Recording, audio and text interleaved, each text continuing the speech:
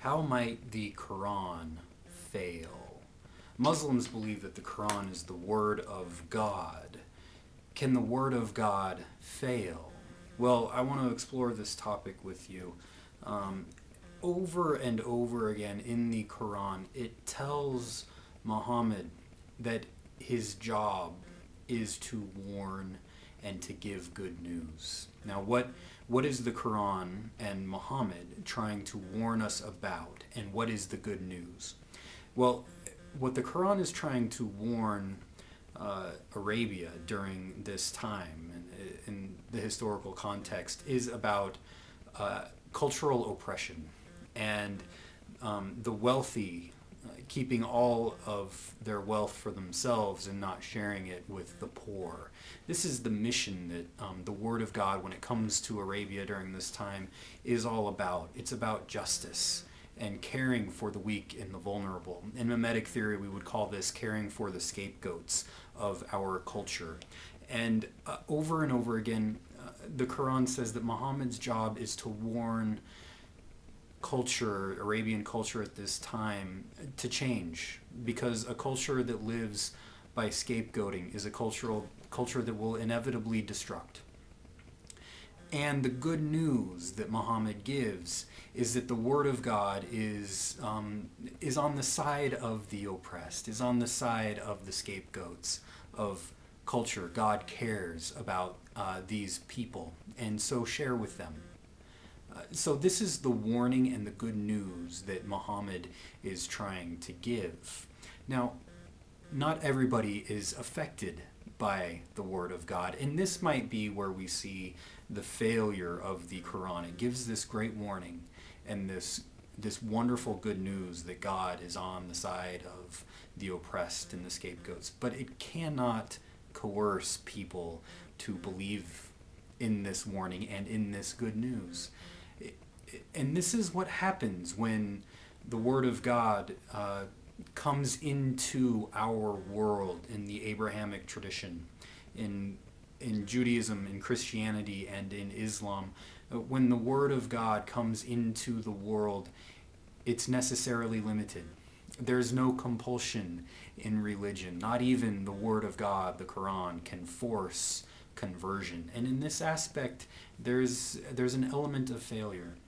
You can't force people to believe. You can only offer this warning and this good news. Now, there is a tendency within Islam and Islamic tradition to think that when people hear the beauty of the spoken Quran and they hear the cadence and the rhythm of it, that people will convert to Islam because of the beauty that is the Word of God. And you see this in tradition. Umar, one of the greatest Muslims in Islamic tradition, had this conversion experience after hearing the Quran spoken. He was originally against Muhammad, and was so against Muhammad that he went out and tried to kill him. And one of Muhammad's companions, early companions, told Umar that as opposed to going off and killing Muhammad, he should take care of his own family first. And there were early converts in Umar's family. His sister Fatima was an early convert. And so this guy told Umar to go and take care of Fatima and her husband. Well, Fatima and her husband were reading the Quran and worshiping God while doing this. And Umar comes in and he's so angry because he doesn't like this warning and he doesn't like this good news it's given to him. And he goes after Fatima's husband. Fatima gets in the way, and Umar ends up striking Fatima on the cheek, and she starts to bleed. And here Umar is confronted with his own violence and how he has hit his own sister and created her into a scapegoat, as it were, for his own inner violent struggles. And he's confronted with this, and he's ashamed of himself, and he asks to read the Quran with them. And after reading it, he starts to weep because he's confronted by the beauty of it. And this is one of the first conversion experiences. And this happens to people, but it's not coerced. Sometimes when we're confronted by our own violence and we hear of the grace and mercy of God, we can be transformed. And in this instance, Umar was confronted with his own violence and also seeing the grace and mercy of God. Each chapter of the Quran starts off with in the name of God, the most gracious, the most merciful. And I think that it's this offering that's within Islam, that's within the Quran. Your only job is to warn and to give of the good news.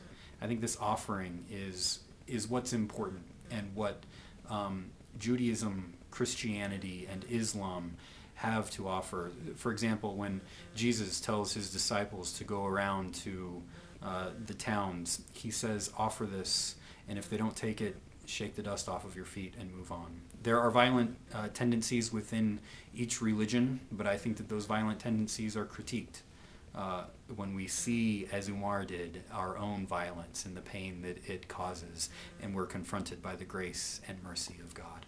So those are my thoughts about the limitations of the Word of God and our own limitations in relationship with one another. And I'd like to hear your thoughts. Thanks.